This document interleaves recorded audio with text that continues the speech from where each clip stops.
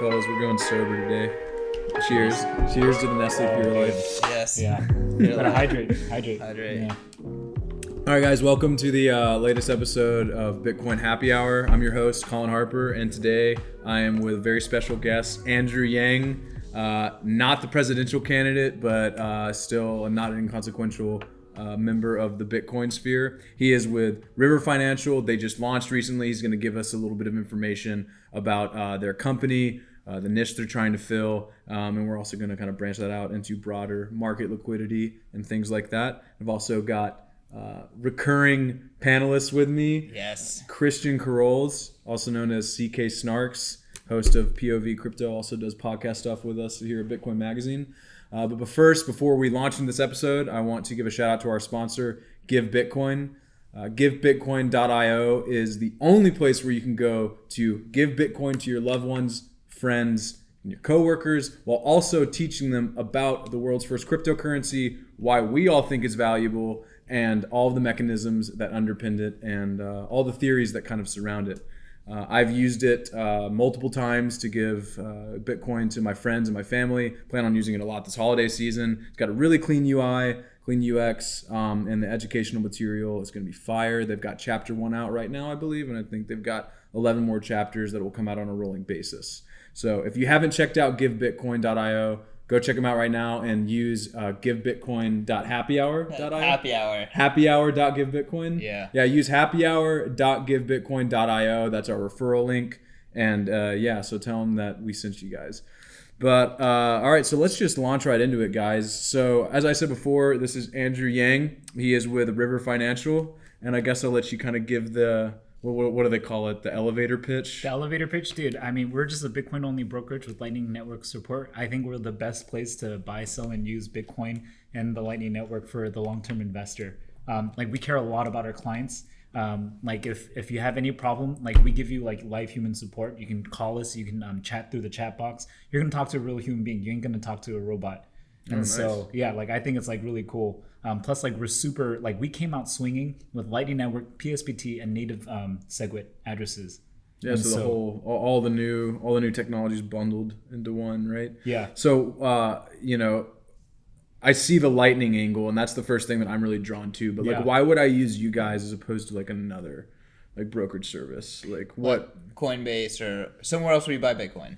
Dude, I mean, okay, so Alex, our CEO, I think he said it best. We're not a crypto company. We're a Bitcoin financial institution that we're trying to build. We want to bring legitimacy of Bitcoin. Like Charles Schwab of Bitcoin? Yeah, pretty much. Yeah, we're targeting high-end users, and we also want to help our clients stack sats with recurring buys. But with Lightning, I think it's one of the things we say is that you should kind of treat it like it's in beta. But in the long term, so this is just the beginning phase. We want to introduce our clients to Lightning. We want them to use instant payments. We want them to experience that and feel that. And then, potentially there might be some opportunities, especially for fiat liquidity. If you're a Lightning Network routing node, rather than having to use a Bitcoin transaction to top up your Lightning node with a submarine swap, just do it with fiat, right? Why waste a Bitcoin transaction fee for that?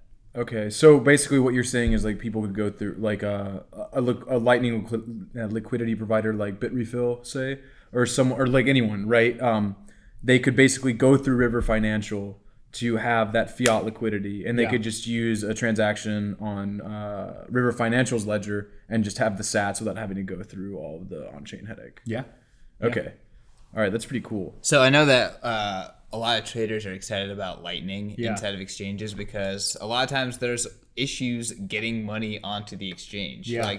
You want to, do something on BitMEX and you literally can't get the Bitcoin to confirm on chain fast enough for you to do your thing. So they want Lightning for that purpose. It doesn't sound like you guys are really trying to cater to the BitMEX leverage crew. Why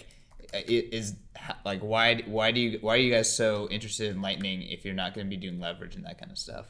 We're interested in Lightning because we think it's going to help scale Bitcoin, right? The more transactions we can put off chain, it's going to just ease the IBD, the initial block down, right? And so we want to be good actors. We care about Bitcoin. I think it's kind of whatchamacall, it's like a community resource that we all should like try to take care of and give our best foot forward when it comes to stuff like that, right? I think Lightning is part of it. But there might be a possible future for us where we connect large Lightning Network channels between exchanges and let people kind of arbitrage. I don't know. We'll have to look into that.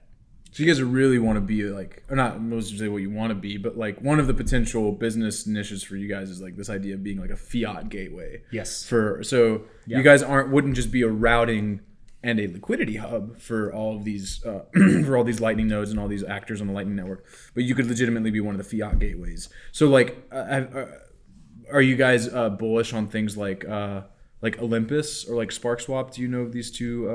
I know SparkSwap. What's Olympus? It's kind of similar. I couldn't really get into the technical nitty gritty because it's been a while, but it was released by Jack Mallers. It will be released. Will be released. Yeah. Is it not? I thought you could use it today. Am I wrong about that? I think there's a wait list and they're working on it. Right. Okay. Yeah. So basically, what it is push payments. Yeah. So where you can basically send a wire transfer to a liquidity provider, and they open up a channel with you and they push the balance to you. Right. Right. So I don't know if you guys are thinking about it in those terms, or how would it be as simple as let's say that I'm an exchange and I need to buy or I don't know, buy or sell LBTC.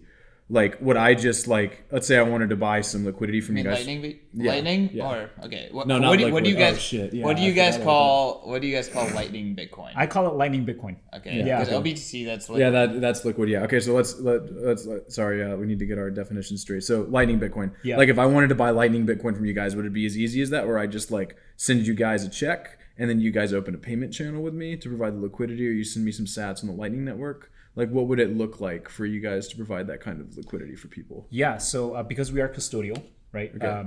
When you buy Bitcoin, you just buy Bitcoin, right? And then so you choose whether you want to withdraw that Bitcoin on chain or through Lightning. Okay. Yeah. Okay. And so I think there's a space for SparkSwap and Olympus. Those are, I think, are for more technically minded people, people who really care about being non-custodial. And I think that's awesome, and I think that's great. But I think there's also, if we want to reach the mass market, it's just we can provide a better UI UX experience, because a lot of these wallets are separating Bitcoin and then Lightning Bitcoin accounts, right? And that might be confusing to the people, but for us, it's just one Bitcoin. You just have Bitcoin in your account and you just tell us how you want to withdraw it. Okay. And we can do that because we're custodial. Okay, cool. And so, let's say I'm an exchange and I want to cash out of my Lightning Bitcoin. So could I send you guys, do I need to send you guys on chain, or can I send you guys Lightning Bitcoin through River Financial? Yeah. Let's say you have a corporate account with River Financial. Okay. And you want to cash out. You would send a Lightning payment as long as there's enough capacity, and then you can sell it right away. Okay. You can sell it right away. Okay, cool. And you said you guys are custodial. Who are you guys working with for custody? Is that under NDA, or is that something that you can talk about? Yeah. So I guess we should define it custodial, meaning we control the Bitcoin. We hold the Bitcoin on behalf of our clients. Okay. Yeah. So you guys are the custodian and okay, cool. Yeah. Compared to other exchanges, how unique is the way that you guys custody stuff? How we custody things. Yeah, in terms of custodying Bitcoin, is it a completely out of the box approach? How much innovation is happening, from River? I mean, I think we're pushing the boundaries of security, we're raising the bar. A lot of our infrastructure is self-hosted, and we put them in military grade vaults. And so I think that's something that is unique to us. So, I kind of want to branch out from River Financial here for a second, because I'm just thinking what I was saying earlier, the Charles Schwab of Bitcoin, or TD Ameritrade, but take any brokerage service, right? And we were talking about, you were saying how some with SparkSwap and Olympus, they're going for a kind of non-custodial bent, and you guys are custodial, obviously. I personally think stuff like River Financial, I'm trying to think of some other ones. I think Bitfinex recently added Lightning Network. Yeah. Yeah, Bitfinex added Lightning Network, but I'm kind of getting towards this idea of having a really polished and buttoned up version to buy Bitcoin, right? Because when I go to my father and I'm like, hey dad, like you need to get some Bitcoin.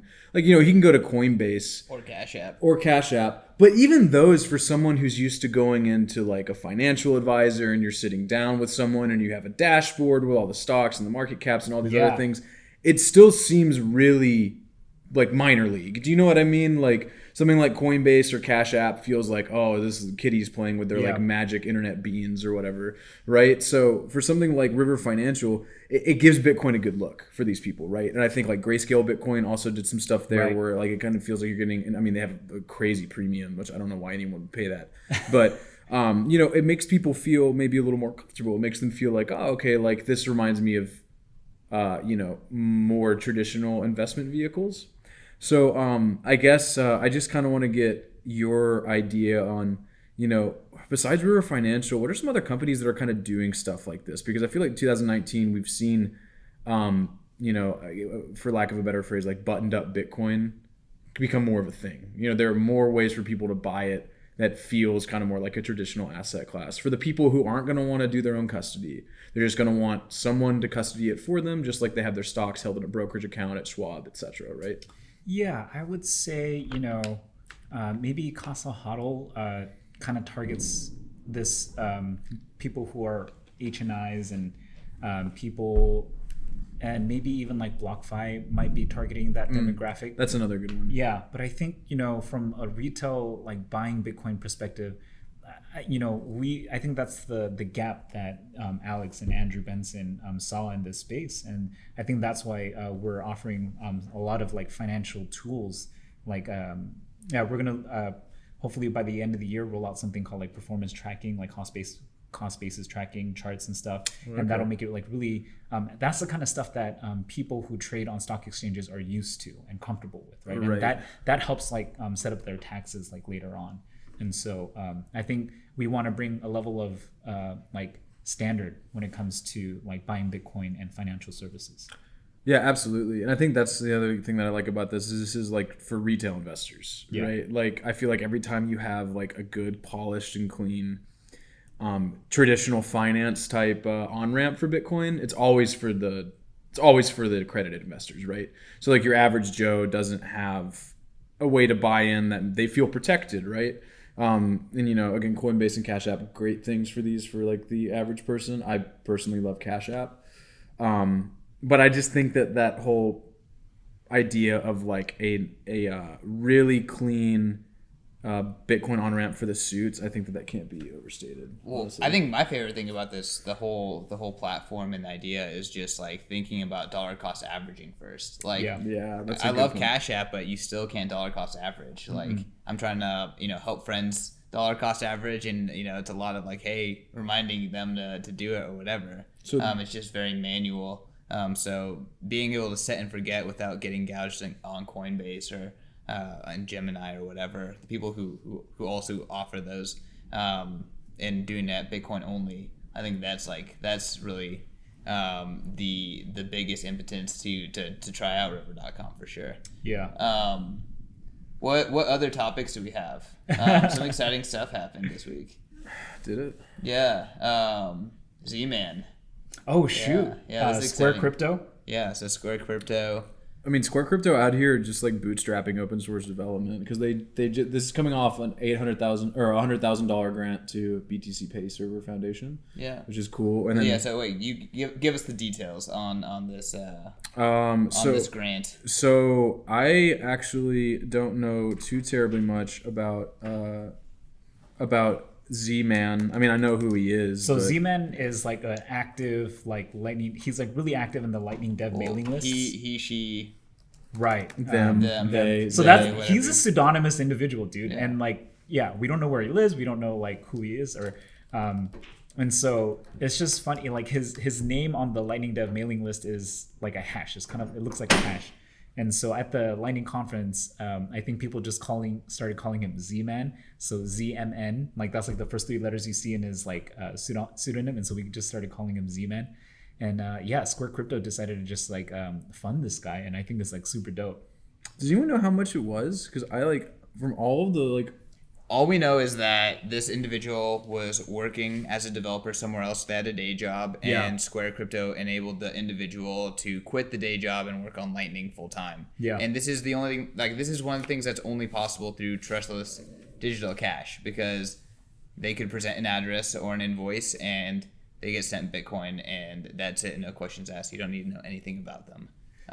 So it's pretty amazing example of what this technology enables. As well as this is again another proof that Bitcoin is not run by one company or anything like that. I think it's permissionless to get involved and make a difference in Bitcoin. And I think that was one of the coolest things too. Bar getting hard cash in hand, a Bitcoin payment is the only way that you could fund something like this completely anonymously, right? And not have to dox the person involved. Yep. Can't do that with a GoFundMe, can't do that with a PayPal, can't do that with a credit card, debit card processor. I just think it's just such a beautiful testament, especially to the people who are just people forget this, but most of the best developers in Bitcoin sacrifice their time to work on it. Yeah, right? They don't really get paid. No, they don't. It's kind of hard. Exactly. And that's why I think it's ridiculous when Ethereans try to dunk on Blockstream. It's if you were the best, I kind of get the fears there. Yeah. But if you were the best and brightest developing Bitcoin and someone came to you and said, we will pay you X amount of money per year to do this full time. And you get to choose your focus. Exactly. That seems like such a no-brainer to me. It's kudos to Blockstream for being one of the first companies to have enough funding to be able to do something like this. Now, we definitely want to branch the development outside of Blockstream, and that's one thing that I love about what Square Crypto is doing. It's not a bunch of money, but it's enough allocated towards the projects and the people that matter for it to make a difference. And I think, especially, I just think it's also beautifully symbolic that they're funding a Lightning developer. Yeah. 2019 was the year of Lightning. We didn't get the adoption that some people probably wanted, but a lot of the important the foundation is being laid, the cornerstone is being laid to build on top of. So I have a hot take about what 2019 was the year of. Okay, what was the year? I think it was the year of the Bitcoin plebs. The Bitcoin Really? plebs? Yeah, I think Bitcoin took over the shitcoin pitch, and now we have the Bitcoin plebs. And I don't think people don't quite understand the magnitude of the fact that Bitcoin took over the shitcoin pitch. There are people who just care about number go up and all this stuff, and they're just beating on the Bitcoin drum now. And you'll see people complaining about it online, but it's just we got the freaking Ripple trolls. They're on Bitcoin's team now. Yeah. And I think Bitcoin's memes are just getting mass conversion. Whatever. They're just Bitcoin's memes are getting more potent, and they're effective as fuck. So Bitcoin's 2019 year of the Bitcoin plebs. Yeah, and you even see it in the companies too. Hostel, I think this year made a recent saying we're just only going to focus on Bitcoin. You have OpenNode, you have us River Financial, Give Bitcoin, all these other companies that are just focused on Bitcoin only. Yeah, Radar had their Relay, which is an Ethereum product, and then they recently launched Ion. Yeah, and I'm talking to a lot. I'm friends with one of their dudes who works there, and kind of in contact with the team. And I get the feeling that they're really moving towards the Bitcoin focus. We're also kind of a testament to this. Bitcoin Magazine covered shitcoins in 2017, and for a lot of 2018 as well, and then we were eventually. Colin Harper's a testament to this. Yeah, man, dude, I'm a hard converter. We were talking about this before the pod, actually. That's funny. I was a big shitcoin guy. I didn't know any better. I entered the industry in the bull run, and so I didn't I was literally when people tell you it's shitcoins are bad because people waste time on things that are infeasible. I was literally that person. Got all the shitcoin pitches, ate all the shitcoin lunch, and then I started working at this company, and then people really started, once you hammer home Bitcoin fundamentals to people, I really do think it's just a matter of time before their old, their kind of old notions of the industry start to get eroded away. Because once you actually are confronted with, arguably, I think we could all agree with this, the only project that has kind of proven itself as being worthwhile in the sense of if I had to bet on one about being here 20 years from now, Bitcoin would be the one that I bet on. Once you're presented with its fundamentals and its development, it's very hard to argue with, I think Ethereum is the closest thing it has is a close second. It definitely is. Distant second. But that's the thing is it's still even distant there, right? And a lot of Ethereans do get upset about that, but it's just like Bitcoin. I try to explain this to David. It's like Bitcoin has proven that it has a use case. Like other coins haven't proven that yet. Yep. You know, 100%. and it has a narrative too, a very clear narrative. But of course, we believe that. Yeah, because we're drinking the Kool-Aid. We're indoctrinated. But like, the something I'd like to highlight is that the Bitcoin community is actually pretty forgiving. I don't think a lot of people realize that. Like for example, like I used to work for an ICO company, I think back in like 2017 or whatever, right? And it's because like I was trying to get into the space, and then trying to get involved, and I was like kind of open to like tokens and altcoins and all that stuff. And as I was like applying to other companies, like prior to River, like I was talking to Bitcoin companies, and I was like kind of ashamed to share that like I was working, I did work in a token ICO company. And they're like, dude, we get it. Like, it happens. Everyone has a past. Like, they have their own journey. You want to work in Bitcoin now? That's cool. Let's like talk. And so that was like a really cool experience for me as I was going through that journey. Yeah. Yeah, absolutely. I mean, I think it really is a community where it's like once you admit. I think one of the things for me is like if you're arguing with someone and you get bested and you admit I had a bad argument or I was ignorant to information that you gave me that like just came to light, and you admit where you were wrong. Like they absolutely are forgiving. Like they'll say, like they're so quick to forget. Yeah. Like especially on Twitter. Like just be like, all right, I was wrong. It's when you double and then it's done. Yeah, it's when You're you done. double down when you don't know what you're talking about or act like an asshole. That's when you get the maxis trolling you, right? And it's where, and I think for some people it legitimately is they either don't see that they're wrong or it's so subjective that they, what is wrong in that situation. Hot or cold? What do you think of the word maxi? Hot or cold? Yeah. Maxi or maximalist? Maxi, specifically. Oh, I'm cold on Maxi. You're cold on maxi? Yeah. You don't like it? I don't know. I'm lukewarm on it. I think like the reason why like, especially like ETH heads love it is because it's like a maxi pad, obviously. Like that's why they like saying that. Because they like to act like, which is like kind of funny. It's like kind of like vague, like very sexist for like the camp that claims to be more like socially progressive. Yeah. Yeah, I don't know. I like maximalist. I don't really mind maxi. It's like whatever. I don't like maximalist, but Oh yeah. no, don't like it? I just like Bitcoiner. Yeah, I mean Bitcoiner's definitely better. I mean maximalist is a pejorative that we've like, kind of adopted and made our own, which I think is like there's a powerful statement in that. I think that's happening to maxi too. You think? Yeah. Oh, you were just saying it.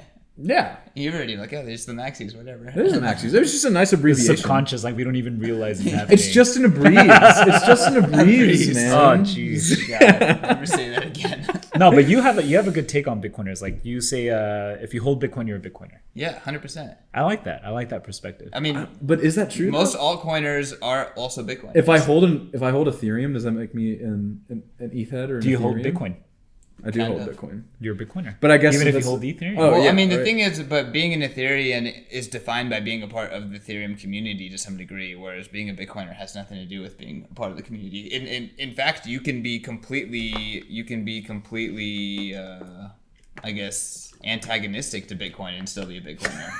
But I guess It like doesn't even matter. Like you can be building competitive technology, but yet you are still a Bitcoiner, which But is I guess- just proving what Bitcoin is. that's my question though. It's like, but so if Ethereans can hold Ethereum but not be Ethereans, why can Bitcoiners hold Bitcoin and not do any? Why can people who hold Ethereum but who aren't involved with anything not be Ethereans, but people who hold Bitcoin and aren't involved with Bitcoin at all are still Bitcoiners? I'm not Like, even I trying to feel make like- that argument. I don't give a shit about Ethereum. If you hold Bitcoin, you're a Bitcoiner. Well, what if I hold like You one- can call me an ETH head. I don't give a shit. What if own I some hold Ethereum. like 0.1 Bitcoin and like 90 ETH? Am I still a Bitcoiner?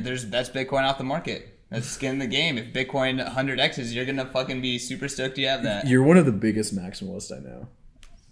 I'm a Bitcoiner. See, that's so interesting that you said that, because I feel like maybe the traditional understanding of what a maximalist would be like screw Ethereans. Like, yeah, if you hold like one Ethereum, you're not a Bitcoiner. Like that's like the hardline stance that I would say. Yeah. But then They're missing you the just picture. like For painted me, it in a different way. I think it's for so me- interesting. I think for me, it's like maximalism for me is, do you believe that Bitcoin, this is just my personal definition, do you believe that Bitcoin is the most superior iteration of cryptocurrency in terms of decentralization, liquidity, and use case? If you say yes to that question, then you're a maximalist. Interesting. But like I can still be bullish on, I'm not saying I necessarily am, but I can still be bullish on other developments like Ethereum and think that maybe something will come of them, right? Yeah. Like I can still be a maximalist and admit Ethereum may still be here in 10 years. Do I think Ethereum is going to capture like every market in the world and that we're going to be tokenizing our children in 20 years? Like, no, I don't believe that. Like the Ethereans who say like Ethereum is just going to like, absolutely transcend Bitcoin's market cap because it's a totally new financial system that everything's going to be built on. Like, I don't believe that's going to happen, but maybe it finds a use case and maybe it's still around. I think a better way to phrase it is like, will a coin like Ethereum be relevant? A coin can exist in 10 years, fine. You just run like 2-3 nodes. It's still running. It's still existing, right? Good point. Yeah. Nobody cares about it, but will it still be relevant? Yeah, I guess I should say that. Is it statistically relevant? Like, is the network seeing like serious use and is there actual real liquidity, right? Yeah. And that's why I always say, that's why I'm a Bitcoin maximalist personally, is because I believe that Bitcoin... He outed himself. Sorry, guys, like in case you couldn't tell. Yeah. But like between technical stress testing, between social tests and all these other things, it's proven itself to have clear use cases. And I think it's going to be around. It's hard money. Hard money, baby. Let's go. Hard money. All right. We got to wrap it up. Do we want to talk about BTC Pay? And the Just do a quick. Yeah, so I mean, kind of fun. For those of you who haven't seen, Russell Okun, who is a clear part of the Bitcoin community, is rocking BTC Pay cleats now for the second game in a row. So on mainstream media, on CBS or Fox or whatever, when you're watching a Chargers football game, you zoom in, you can see a lineman wearing bright green cleats, and they say BTC Pay on them. They stick out like crazy. They do. Awesome. They're pretty cool. Like on Twitter, it says like the Bitcoin cleats guy. Yeah, like, that's pretty advertisement. It is. And he said that he's tweeted out like a bunch of people have like it sparked a conversation in the locker room again about like what Bitcoin is. That's cool. Yeah. Let's go. But for some background for people, the NFL has this thing called My Cause, My Cleats, and what it is it's NFL players design or have someone design cleats for them. And it's for just like a cause or a charity. So like a lot of dudes will do like, Boys or Girls Foundations, things like that. But Russell Okung did BTC Pay Server, the decentralized payment processor for his. And it's just like a crazy shout out. And I think it's like also, like I just published a cover story about BTC Pay today. And cool. I just think like, I mean, they've had a fucking year, man. You know what I mean? Like, could be the year of BTC Pay. I mean, but dude, it's crazy and because they've been doing. I mean, they've had like fundraisers for Tor and for Hodlonaut's legal defense that they got a lot of press for. They got the 100K Square grant. They've got other grants from like Satoshi's Wallet and some other people. Now they were featured on an NFL field 2 weeks in a row. Yes. And it's crazy. It kind of goes back to what we were saying about Z. I mean, these are just dudes who like literally, like I was talking to some of them, like Andrew, he goes by Kooks or Cucks. Yeah, Kooks. Kooks. Yeah. And Andrew, Kooks, and people like Britt Keller, or Nicholas, Rockstar Dev, Pavlinex. Like they just like, this is their like full-time job. Like, and they consider it their full-time job even though they're not getting paid for it. Yeah. And I mean, they're just putting in crazy man hours building out this stack, and it's really inspiring to see, and I'm really happy to see that they're getting some love thrown their way because they deserve it. They do deserve it. BTC Pay is a great product, and they didn't pay for anything like for Russell Okun. Like there's no financial transaction. It was just Russell was like, I love BTC Pay. I'm gonna do this. I'm just gonna design it myself and do it. Totally organic. Hey Russell, win orange cleats. If you're gonna be a Bitcoin cleat man, you got to get orange cleats. Let's go. That'd be dope. All right, y'all. Well, we got an event to get to, so I think that wraps it up. Yeah, let's wrap it up. So before we leave, Andrew, where can people find you on Twitter? You can find me at eCurrencyHodler. Where can people find you? At CK Snarks and at POV CryptoPod. Take a listen. And you can find me at As I Lay Hodling, or you can just look up my name, Colin Harper, 1L, and you'll see me around in Bitcoin Magazine as well. But anyway, that concludes this episode. Thanks for joining us, Andrew. Really appreciate it. That was a great talk. Yeah. And thanks for joining us, guys. Tune in for more podcasts and more content for Bitcoin Magazine. Happy holidays. Yeah, happy holidays, guys, and Merry Christmas. Cheers. Done.